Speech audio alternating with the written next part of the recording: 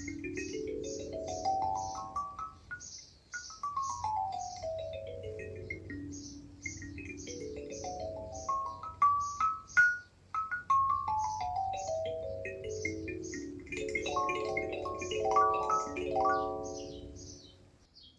chào mọi người, mình là Linh. Hôm nay mình làm video này vì thời gian qua mình nhận được một số câu hỏi của mọi người xung quanh việc học và chơi kalimba. Theo mình tìm kiếm thì mình chưa thực sự thấy ai hướng dẫn về kalimba một cách đầy đủ theo từng bước để mọi người có thể tự học một cách hiệu quả nhất. Đa số mình thấy là những video cover rất là đẹp, rất là hay, mình rất là thích. Và làm theo cách cover thì chắc chắn sẽ được nhiều view hơn trên YouTube và mọi người sẽ thích hơn. Nhưng mà đối với mình thì mình thích học tập và mình thích chia sẻ hơn, cho nên mình sẽ quyết định làm một series về kalimba, từ những điều cơ bản cho đến những điều khó hơn một chút, về hợp âm, về đọc tép, về cảm âm, có thể là sẽ về cách quay video, những thế quay video. Những video lần này mình chia sẻ nó sẽ hơi dài một chút, bởi vì mình muốn giải thích cặn kẽ và chi tiết nhất có thể. Mọi người hãy cố gắng xem đến cuối video nhé. Mình xem để hiểu, để biết phương pháp học và mình chơi cho tốt, cho hay, còn hơn là mình cứ lọ mõm theo từng bài một rồi bỏ dở, rồi thắc mắc hoài. Nhiều khi chỉ thắc mắc một chút xíu thôi mà mình không giải đáp được, sau đó là mình bỏ luôn thì nó hơi tiếc. Mình dạo quanh các group về kalimba thì thấy nhiều người phải lên tìm tab, xin tab của những người đã viết sẵn để chơi, và nếu không tìm được thì phải đợi hoặc là nghỉ chơi bài đó luôn, thì mình cảm thấy hơi bất tiện và hơi tiếc cho mọi người. Vì vậy nên mình hy vọng là qua những video này mọi người có thể tự chơi được bài kalimba theo ý của mình muốn. Mình xin lưu ý, học kalimba cũng giống như các nhạc cụ khác là một quá trình lâu dài, cần mọi người kiên trì và chịu khó một chút theo từng bước một. Thì từ những cái bước nhỏ đấy mọi người có thể tự phát triển mình hơn, chơi lâu dài hơn và chơi hay hơn. Thì đó mới là động lực để cho mọi người chơi lâu được. Và mình nhận thấy rằng mọi người đều trải qua ít nhất khoảng 12 năm học để học mọi thứ từ trường học. Vậy thì tại sao không thể nghiêm túc học một nhạc cụ trong vòng một vài tháng? Vì mình thấy đa số mọi người muốn chơi được bài mình thích thật là nhanh, theo kiểu học thuộc. Sau đó thì chơi đến bài thứ hai quên luôn bài thứ nhất, bởi vì mình học thuộc, mình không thể nào mình nhớ hết được.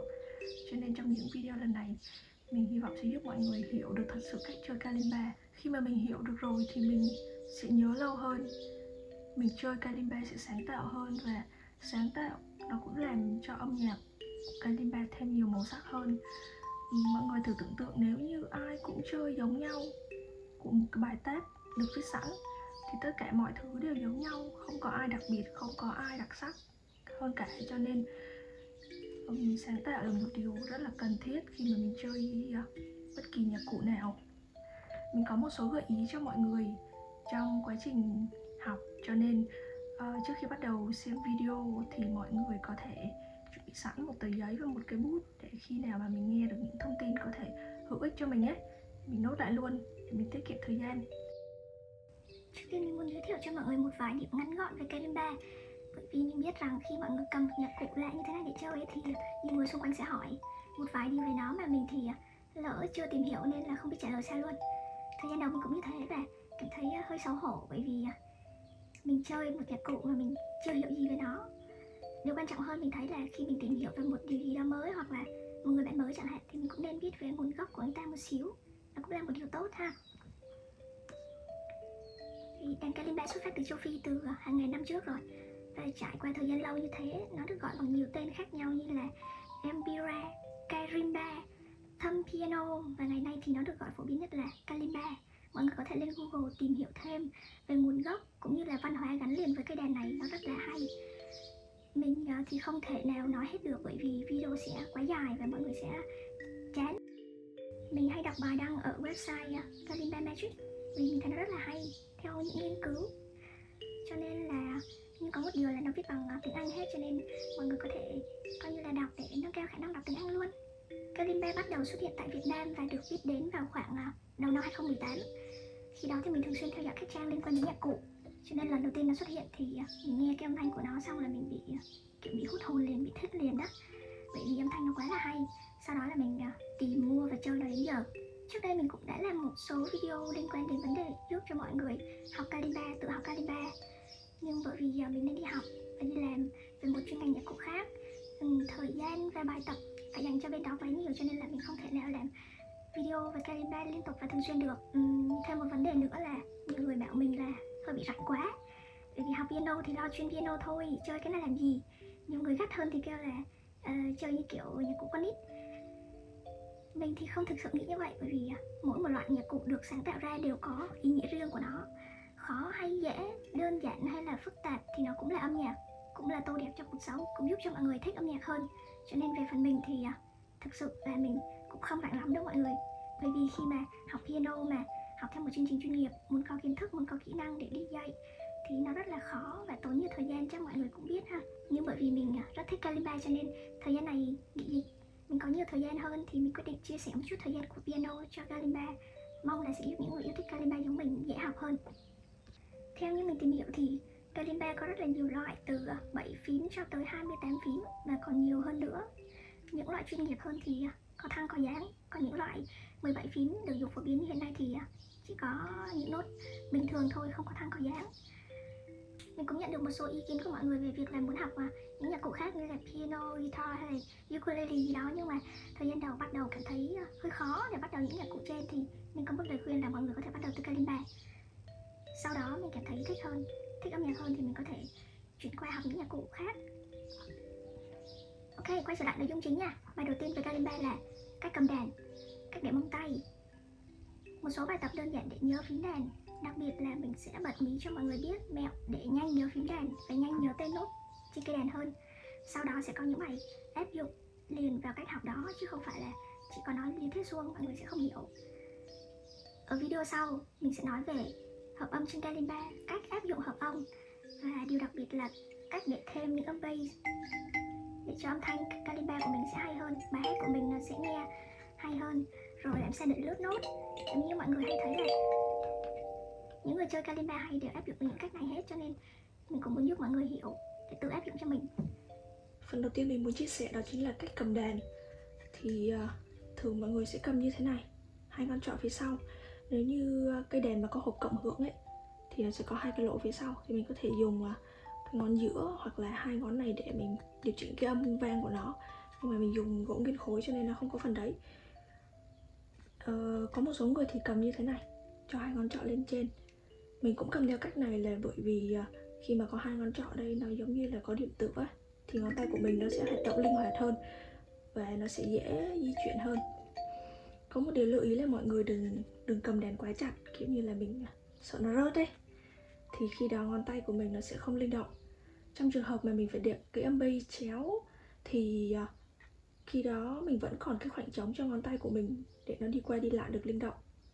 Mình làm một câu ví dụ nhé.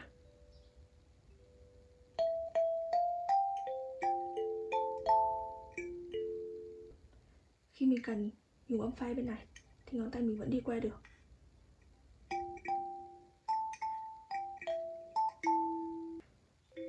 Đó là về cách cầm đàn. Thứ hai là cách để móng tay. Thì có nhiều bạn hỏi mình là làm sao chơi để âm thanh nó vang, nó không có bị gần, không có bị rè và không có bị tịt. Thì cách của mình đó chính là để móng tay vừa phải thôi. Mình sẽ để một tấm hình lên đây cho mọi người dễ xem nhé. Nếu như mọi người chỉ dùng cái đầu thịt móng tay không mà không dùng móng tay á, thì âm thanh của mình nghe nó sẽ không được vang. Mình ví dụ như này. Và âm thanh khi mà dùng móng tay nó vẫn có độ vang hơn, đúng không?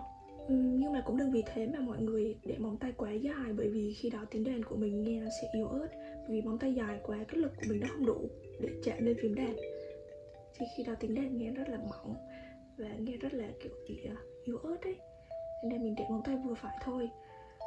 Mình có một bật mí cho mọi người là có thể khi mà xem trên YouTube mọi người thấy có những video rất là lung linh, những người chơi đàn để móng tay dài rồi họ sơn đẹp, nhưng mà đa số những video đó họ đã được thâu âm từ trước rồi. Đến khi mà họ mang cái đàn lên núi hay là ra biển đánh á, thì cái âm thanh họ đánh thực tế nó sẽ có tạp âm và nó sẽ không hay, cho nên người ta sẽ dùng cái âm mà đã thu trước rồi. Thì cái đó là tùy mọi người nha. Có người cảm thấy thoải mái hơn khi để móng tay dài hơn, và có người lại cảm thấy thoải mái và âm thanh khi đánh bằng đầu ngón tay cảm thấy vừa rồi. Thì phần này là cái phần mà mình cảm thấy thoải mái và mình chia sẻ cho một số người bạn thì họ cũng đồng ý như vậy. Cho nên mình muốn chia sẻ về cảm nhận của mình, chứ mình không muốn áp đặt mọi người là phải làm theo giống cách này cách kia, miễn sao chơi đàn cảm thấy thoải mái. Mình xin nhắc lại là mình sẽ không áp đặt gì hết nha. Phần thứ 3 trong video này sẽ là mẹo để mọi người nhớ được phím đàn khi lần đầu tiên cầm cây đàn về ấy. Mọi người sẽ cảm thấy một chút bối rối bởi vì phím đàn nó sắp xếp xen kẽ.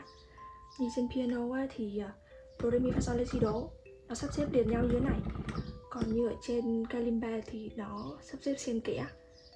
Do, rồi re bên trái, mi bên phải, tiếp theo fa sol la.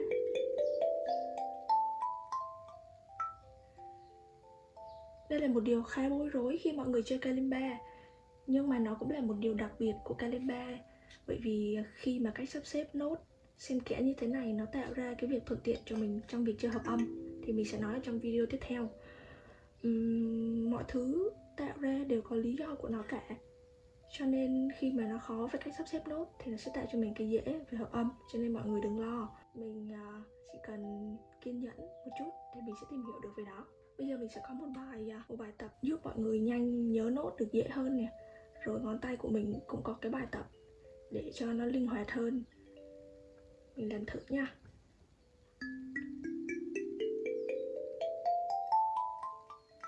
Rồi ngược lại. Mọi người lưu ý là hãy làm từ chậm đến nhanh. Đừng chưa biết đi mà đã lo chạy rồi ạ, vì khi đó mình sẽ bị vấp. Ví dụ như là ngón tay của mình chưa thể nhanh được đến mức này, mà mình cứ vội vàng mình tập như thế thì chắc chắn mình sẽ bị nản. Đến lần thứ 3 mình sẽ bị nản. Bởi vậy cho nên khi bắt đầu mình cũng tập từ từ như thế này, chậm hơn nữa.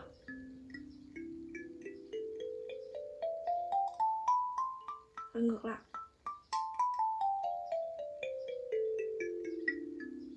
Làm đến khi nào mà mình cảm thấy tự tin, muốn nhanh hơn một chút thì mình sẽ speed up lên nha.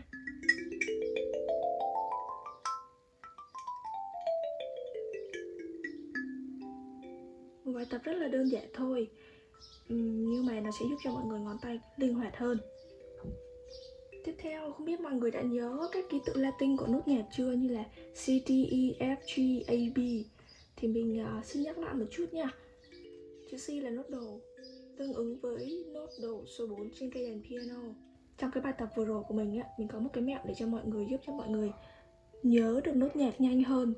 Nếu như mình chỉ đánh không như thế này thôi thì mình tập ngón tay, nhưng mà cái đầu mình kiểu nó chưa nhớ được nốt nhạc ấy, thì đầu tiên mình học được cái chữ cái Latin này. C là đồ, D là re, E là mi, F là fa, G là son, A là la, và B là si. Đã tiếp theo C, D, E, F, G, A, B đến hết cây đàn. Thì cách mà mình tập để mau nhớ phím đàn và mau nhớ tên là mình vừa đánh và mình vừa đọc theo nốt nhạc luôn, như này: do re mi fa sol la si do re mi. Cứ như thế mình tập lên hết luôn. Nếu như mọi người cảm thấy không tự tin hoặc là không thích xuống âm thì mình có thể đọc do re mi fa sol la si do re mi fa sol la si do re mi. Rồi ngược lại, mi re do si la son fa. Cách học này vừa đánh mà vừa đọc tên nốt nhạc lên là áp dụng cho tất cả các nhạc cụ, chứ không riêng gì kalimba. Mọi người ai mà bắt đầu học piano với mình thì cũng sẽ được yêu cầu là vừa đàn vừa đọc nốt lên, chứ không có được đàn không, vừa đàn phải vừa đọc nốt lên. Bởi vì cái cách mà bộ não của mình nó tiếp thu nhanh hơn là hành động kèm với âm thanh và hình ảnh. Cho nên là mọi người cố gắng tập cái bài tập này kèm theo việc đọc nốt nha. Thực ra những bài luyện ngón như thế sẽ giúp cho mọi người đánh được những câu nhạc nghe có vẻ ảo diệu hơn của những idol mà trên YouTube mọi người hay thấy. Mình sẽ chơi một video của bài Minuet có cái phần chạy ngón như thế này cho mọi người xem thử nhé.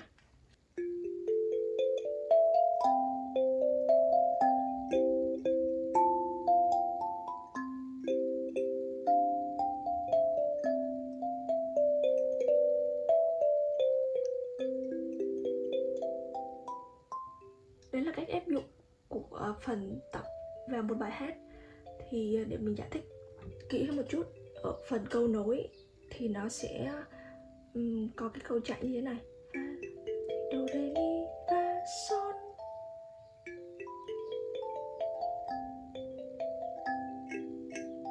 Đó, thì khi mà đánh trên video á, người ta đánh nhanh lên thì mình nghe lại ở dịu thế thôi, nhưng thực ra nó chỉ là cái câu trong cái phần tập của mình từ phà lên đến son. Thì nếu như mình không tập cái phần này á, mình không tập cái bài tập mà mình vừa đưa ra á, thì mọi người có thể bỏ qua cái câu này. Thì khi đó bài hát của mình nó sẽ không hay bằng người ta. Đấy là lý do tại sao mình thấy người ta chơi hay, còn mình thì chơi hoài nó không hay. Thêm một điều nữa là trong cuối video của mình á, mình thường đánh câu. Thì thực ra cái này nó cũng xuất phát từ phần chạy ngón thôi. Thay vì mình chỉ đánh đồ mi son đố, thì giờ mình thêm nốt si vô.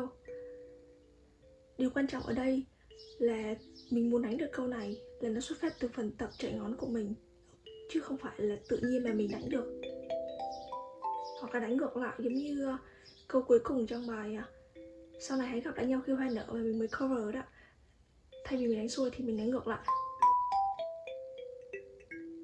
hoàn toàn xuất phát từ câu chạy ngón. Cho nên mọi người hiểu được để mình tập. Ok, khi xem đến đây thì mình muốn là mọi người hãy dừng video này tại đây.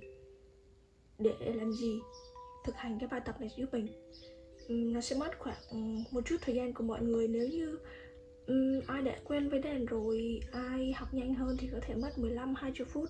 Cũng có thể có những người mất 1 tiếng, 2 tiếng. Thì đó không phải là vấn đề. Vấn đề là mình muốn kết quả của mình đạt được đến như thế nào. Thì mình sẽ tập, mình sẽ dành cho cái thời gian cho cái việc luyện tập của mình. Nhưng mà mình thực sự là muốn mọi người hãy dừng video này lại, hoặc là cái tờ giấy nốt của mình ở đầu video mình có gợi ý đó, thì mọi người hãy nốt lại. Nốt lại theo cách của mình hiểu để cuối video mình tập cái bài tập này giúp mình nhé. Sau đó hãy comment ở dưới cho mình biết là các bạn tập bài này có thấy hiệu quả hay không, hiệu quả như thế nào, hoặc là không hiệu quả thì hãy comment cho mình biết nha. Cảm ơn mọi người tập bài tập vừa rồi nha. Mình tin chắc là sau khi tập cái bài luyện ngón đó thì mọi người sẽ cảm thấy ngón tay của mình nhanh nhẹn hơn, mềm mại hơn, và tiếng đàn của mình dần dần nó sẽ trở nên vang hơn, thanh hơn. Tất cả là nhờ ngón tay của mình có luyện tập hết. Khi đã đọc nốt, thuộc nốt trên phím đàn rồi, khi mà nói đến nốt đô mình sẽ biết nó ở đâu. Có nốt đồ này, đồ đây, hoặc là đồ trên này. Rê thì có đây, rê đây, hoặc là rê trên này. Bây giờ mình sẽ làm một bài ví dụ cực kỳ đơn giản luôn, đó là bài Baby Shark. Mình rất là thích bài này bởi vì nó ngắn gọn, dễ nhớ, dễ thương. Mình có làm một video hướng dẫn bài này rất là chi tiết rồi, cho nên mọi người có thể xem lại để mình tập kỹ hơn. Còn vì video này quá nhiều vấn đề, nó hơi dài, cho nên bây giờ mình chỉ nói ngắn gọn lại thôi nha. Bài Baby Shark thì nó sẽ có giai điệu như này. Ta ta ta ta ta ta ta ta ta ta ta ta ta ta ta ta ta. Thì các nốt tương ứng của nó sẽ như sau. Mình sẽ để tab lên trên đây cho mọi người dễ nhìn nha. Do re fa fa fa fa fa fa, do re fa fa fa, tương tự đến hết bài nha. Bây giờ trên cây đàn của mình có những nốt đồ, nốt re, nốt fa nào? Thứ nhất là quãng này, mình chơi thử nha. Fa do re fa fa fa fa fa fa fa fa mi. Đấy là nốt thấp nhất của cây đàn. Tiếp theo mình còn một quãng cao hơn, đồ, re và fa. Thử luôn nha. Do re fa fa fa fa fa.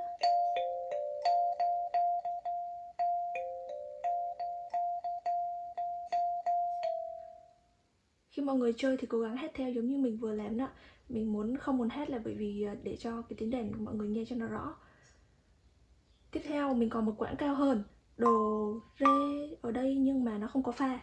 Nó đến mi là hết rồi. Thế nên mình chỉ tập bài này được với quãng thấp và quãng ở giữa thôi.